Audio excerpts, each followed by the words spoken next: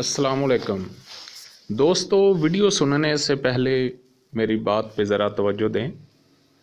हमने ये चैनल बनाया है लोगों तक आसान तरीक़ा से तशख़ीस और तजवीज़ पहुँचे और कुनूनत पूरी दुनिया में राइज हो।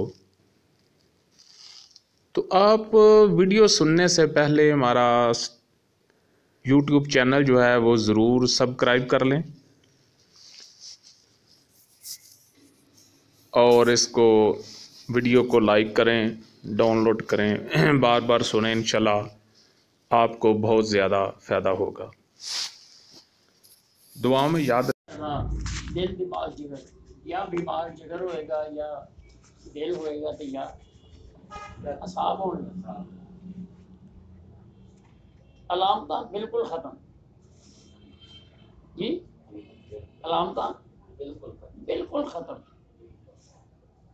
कल्बो ज़लात तहरीक दे सबब, तस्कीन दे सबब और तहलील दे सबब, जिगर दी तहरीक दे सबब, तस्कीन दे सबब और तहलील दे सबब ये इलामत पैदा करनगे अल्लाह दा खैर सला जो कुछ भी कर ते तुसी जनाब कली कली अलामत दे उत्ते जेड़ा लेक्चर खांदे हो ये कानून साबर दी मुखालफत है।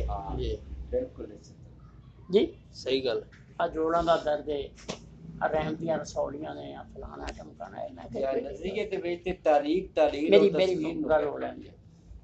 मैं क्या जनाब तुसी इंज करो समालिया अज की प्रोग्राम जड़ा है वो सिर्फ इस तहरीक तस्कीन और तहलील नूं कोई दिल दी समझाए, कोई जिगर दी समझाए, कोई दिमाग दी समझाए जी, ਇਹਦੇ ਤੇ ਲੈਕਚਰ ਰੱਖੋ। ਜਿਹੜਾ ਸਭ ਤੋਂ ਬਿਹਤਰੀਨ ਲੈਕਚਰ ਪੇਸ਼ ਕਰੇ ਉਹਨੂੰ 10,000 ਰੁਪਏ ਇਨਾਮ ਦਿਓ, ਨਕਦ। ਜਿਹੜਾ 2 ਨੰਬਰ ਉਸ ਤੋਂ ਨੀਚੇ ਆ ਜਾਏ ਉਹਨੂੰ 5,000 ਰੁਪਏ ਦਿਓ, ਨਕਦ ਇਨਾਮ। ਜਿਹੜਾ ਤੀਸਰੇ ਨੰਬਰ ਤੇ ਆ ਜਾਏ ਉਹਨੂੰ 3,000 ਰੁਪਏ ਨਕਦ ਇਨਾਮ ਦਿਓ ਜੀ। जी हौसला अफजाई वास्ते ਤੇ 18,000 ਰੁਪਏ ਮੇਰੇ ਕੋਲ ਲੈ ਲਓ। ਮੁਨਸਫ ਤੁਹਾਡੇ, ਸਟੇਜ ਤੁਹਾਡਾ, ਹਰ ਗੱਲ ਤੁਹਾਡੀ ਜੀ। मैं सिर्फ बैठ के ये अपने दिल को खुश करांगा कि अज कानून साबर की बात हो रही है जी। उन्होंने कहा जी जे तुहाडी गल मान लीजिए तो यह ना बाबियां का की करिए, जिहड़े लिस्ट के अंदर जी इन्हां दा की करिए।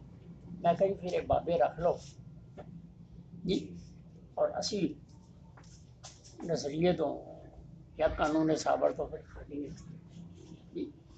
मकसद मेरा कहना कि हुण भी अगर इसी तरह अगर असी पलट आइए जी, कानूनी साबर से पलट आइए, समझ संविधान तक मामला ले आइए तो मैं समझना कि अज भी असी अगर 500 भी होवांगे ना तो उन्होंने 50,000 नालों पा रहे हैं भारे जी। वाकई सही गल ठीक है। असल मेन चीज ये होनी चाहिए, कोशिश सानू करनी चाहिए। इंशाल्लाह कोशिश करने हैं, ठीक है ना जी।